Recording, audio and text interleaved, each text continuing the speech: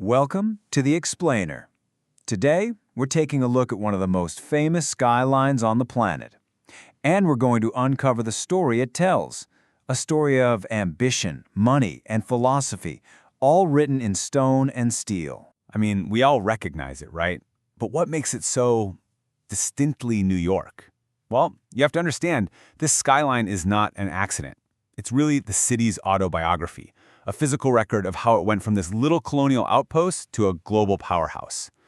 And it was all shaped by money, ambition, and some really fierce debates about what a city should even be. Okay, so to really get how New York became this powerful symbol, we've got to start not by looking up at the sky, but by looking down at the ground, at the foundation that made everything else possible. So, long before the first skyscraper even thought about touching the clouds, a pretty radical and pretty controversial decision was made.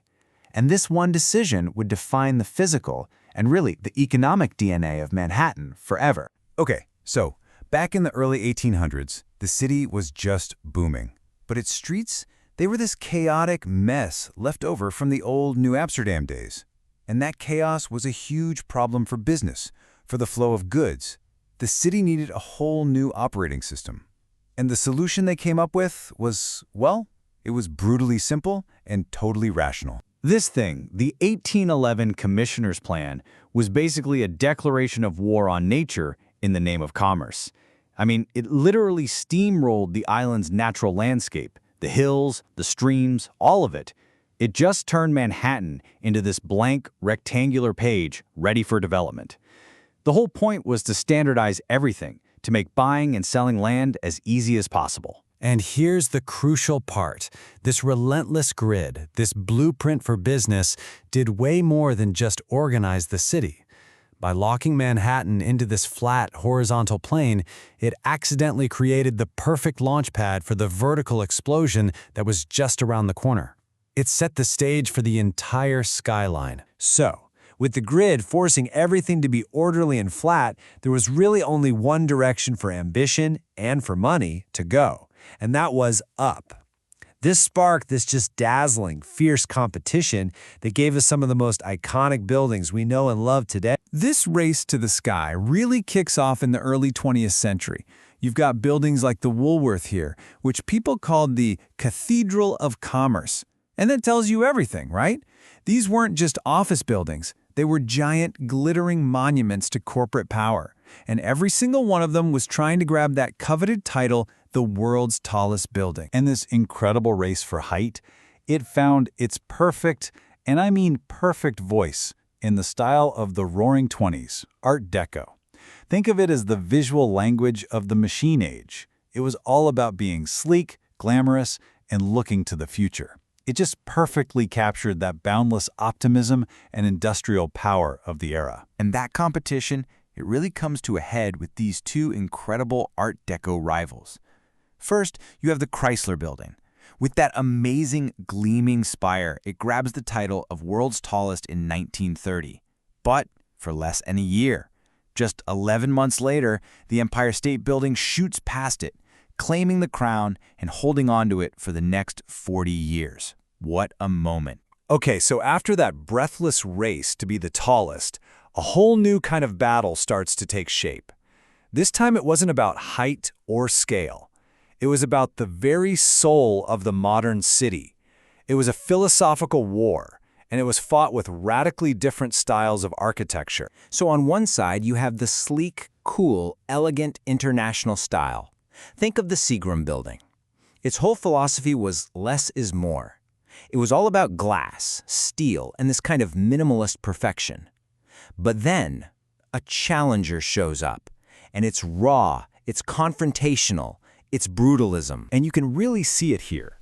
A building like the old Whitney Museum, it's a direct, almost aggressive rejection of that sleek glass box. You see, brutalism wasn't trying to be pretty. It wasn't trying to be beautiful in that classic sense. It was trying to be truthful. Yeah, the whole philosophy behind it comes from this idea of constructive honesty.